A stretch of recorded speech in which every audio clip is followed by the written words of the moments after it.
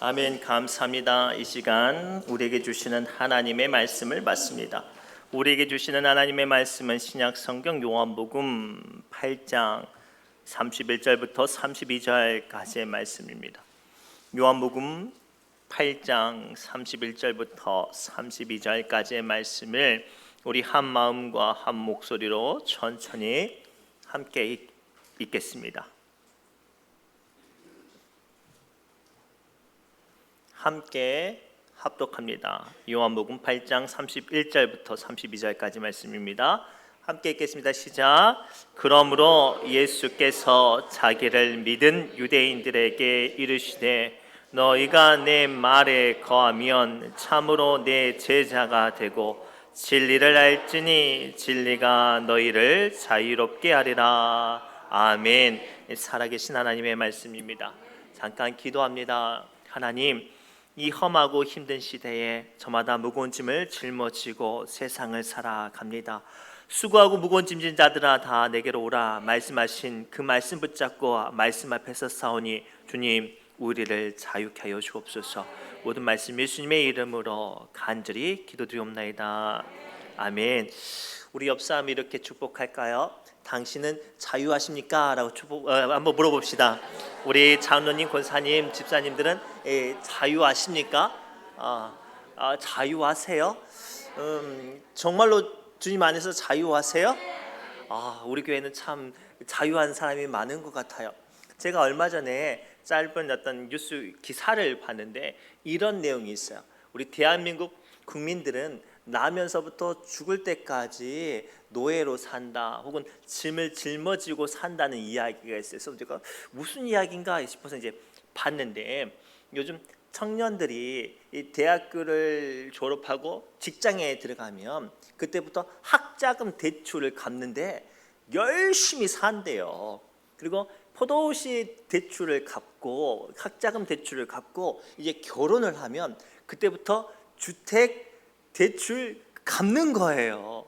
아주 죽을 똥 살 똥 그 대출 돈을 갚으면 그러면 아이를 낳잖아요. 그러면 그때부터 아이를 먹여 살리는데 죽을 똥 살 똥 산대요. 그리고 중요한 건 그렇게 태어난 아이도 그때부터 똑똑하고 좋은 대학교 좋은 직장에 들어가려고 또 부모님의 기대에 부응하려고 또 죽을 똥 살 똥 산대요.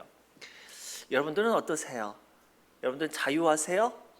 우리도 저마다 마음에 짐이 있어요. 돈이, 건강이 또는 남들이 알지 못하는 죄와 빚으로 말이죠. 오늘 말씀은 예수님께서 우리를 자유케 하신다고 말씀하세요. 그리고 이 말씀을 붙잡고 오늘 여러분들 마음 가운데 있는 수만 가지 무거운 짐과 또 여러분들 짓누르게 하는 모든 것들 가운데 자유함이 임하시길 주님으로 축복합니다. 그렇다면 우리를 자유케 하는 것이 무엇일까요? 오늘 말씀을 통해 예수님은 분명히 선언하십니다. 바로 예수님이 우리를 자유케 하신다고 말씀하시죠. 우리 8장 31절부터 32절 말씀 함께 읽겠습니다. 시작. 그러므로 예수께서 자기를 믿은 유대인들에게 이르시되 너희가 내 말에 거하면 참으로 내 제자가 되고 진리를 알지니 진리가 너희를 자유롭게 하리라. 아멘. 우리 신우중앙교회는 이제는 많이 훈련이 돼서 우리 믿음의 기본적인 첫걸음을 잘 알고 있습니다. 제가 늘 질문하는 것들 있죠. 천국은 어떤 사람이 가는 거죠? 그렇죠. 우리 교회 수준이 이렇답니다. 죄가 없는 사람이 천국에 가는 거예요.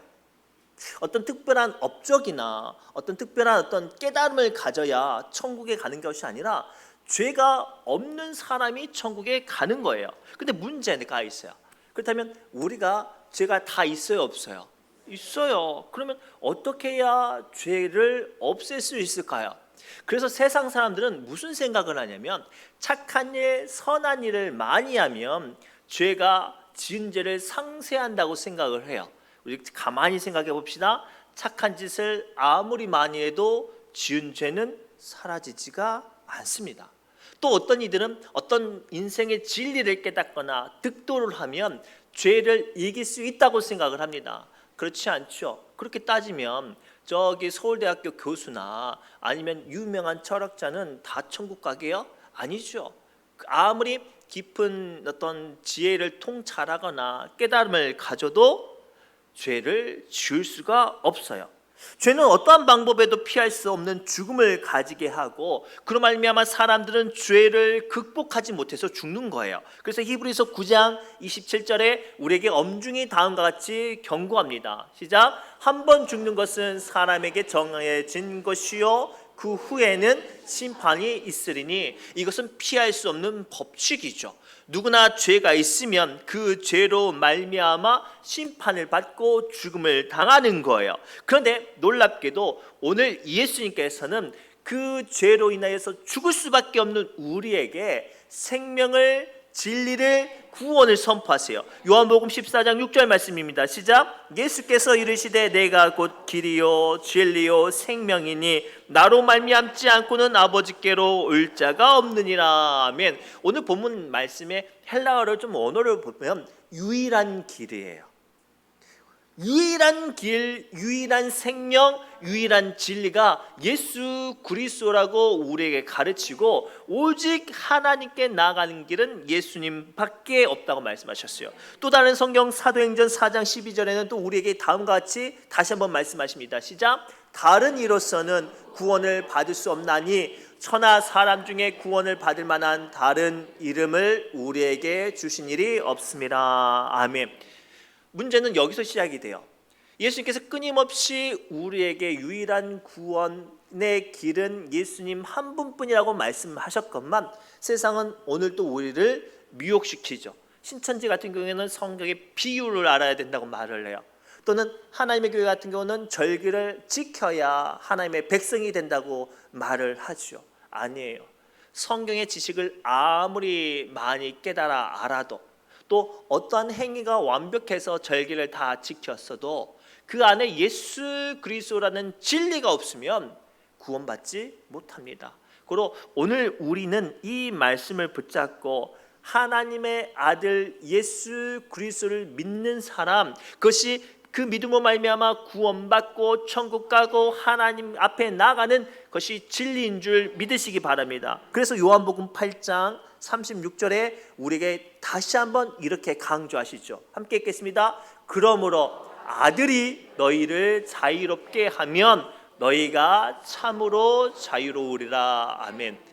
오늘 성경은요, 이 대전제 앞에 우리의 믿음을 내딛게 하시죠.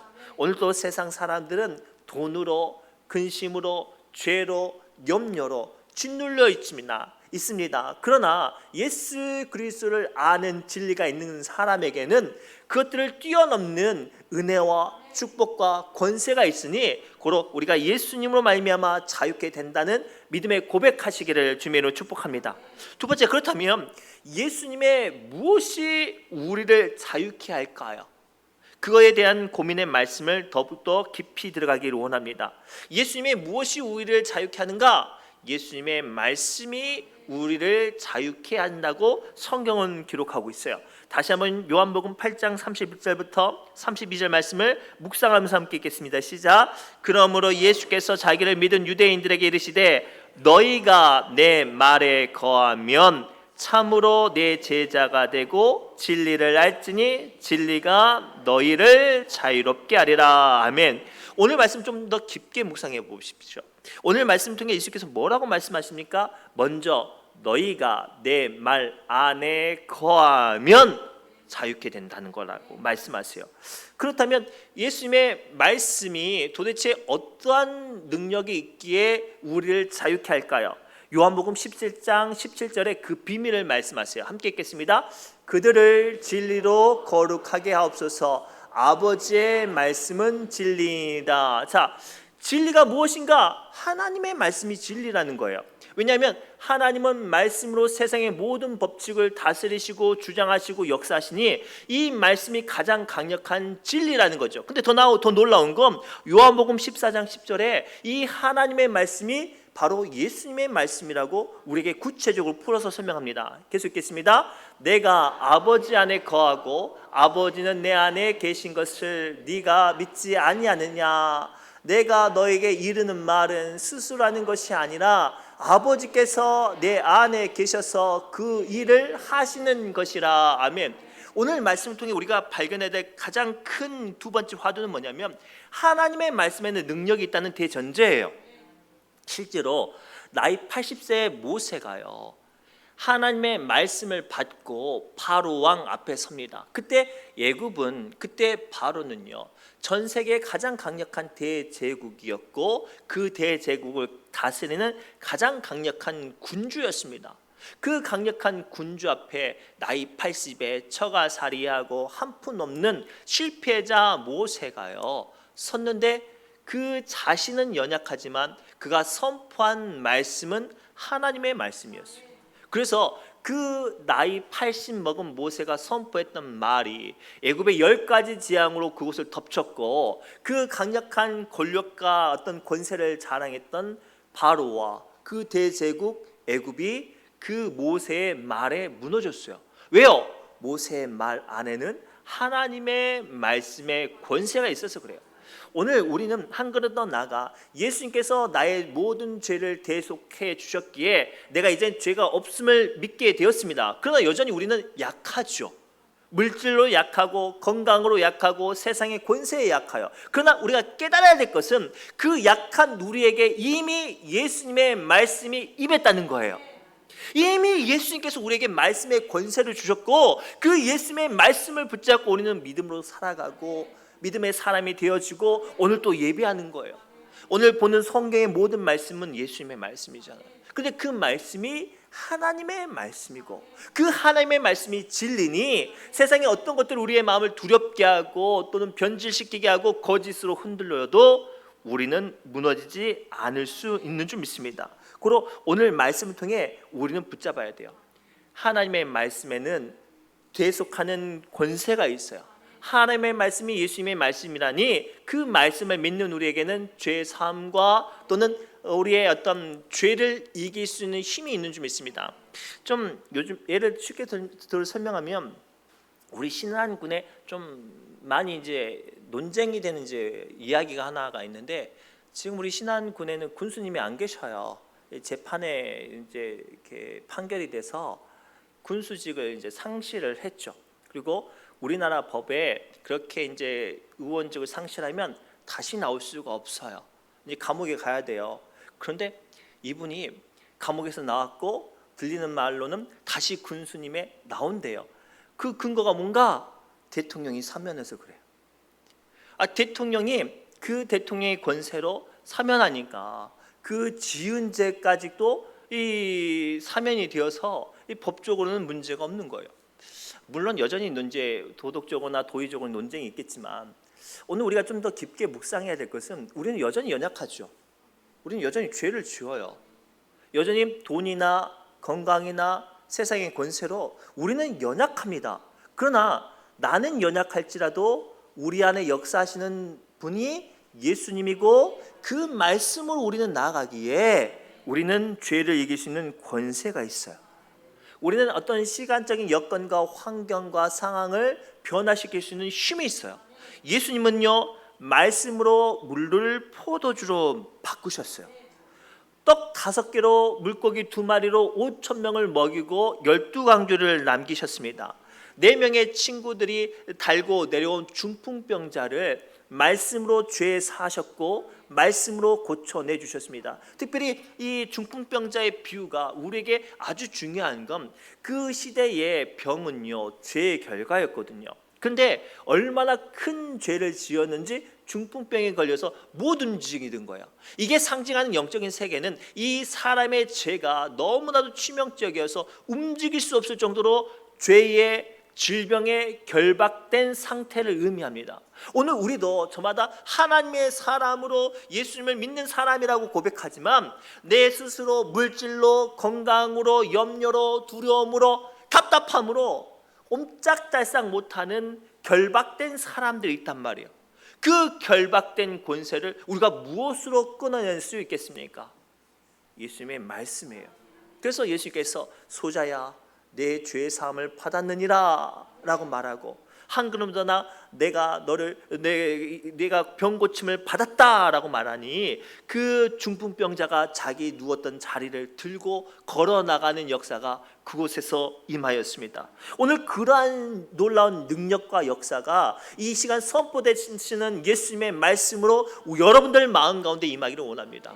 여전히 여러분들 마음 가운데 걱정되는 거 있습니까? 돈 때문에, 질병 때문에, 사람 때문에 염려되십니까?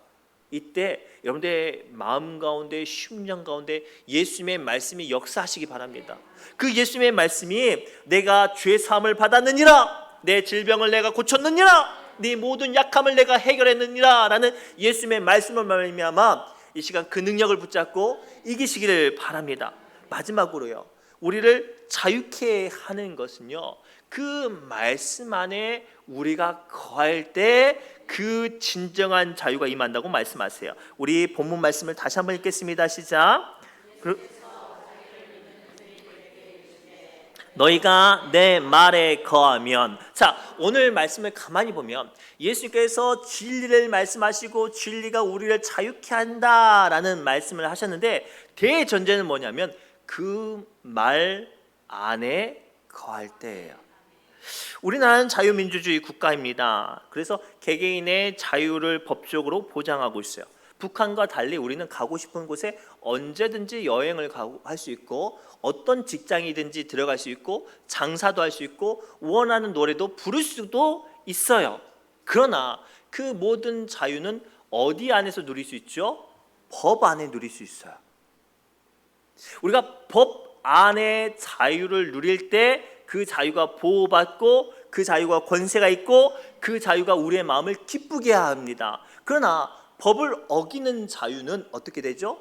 그 순간 결박당하고 구속당하고 처벌을 받습니다. 오늘 우리가 믿음의 사람이지만 세상 가운데 한없이 약하거나 또는 우리의 자유가 어떤 악한 것들에게 침략받고 무너지는 가장 기본적인 화두를 한번 묵상해 보십시오. 우리가 주님의 법 아래 있지 않아서 그래요. 우리가 주님의 아무리 놀라운 능력과 은혜와 놀라운 역사를 이루어냈을지라도 내 안에 하나님의 법 안에 있지 않으면 그 받았던 많은 은혜가 한순간에 소멸될 뿐만 아니라 심지어는 우리가 다시 한번 주님 앞에 심판받을 수 있다는 사실을 기억해야 돼요. 그 대표적인 인물이 누굽니까? 다윗이에요.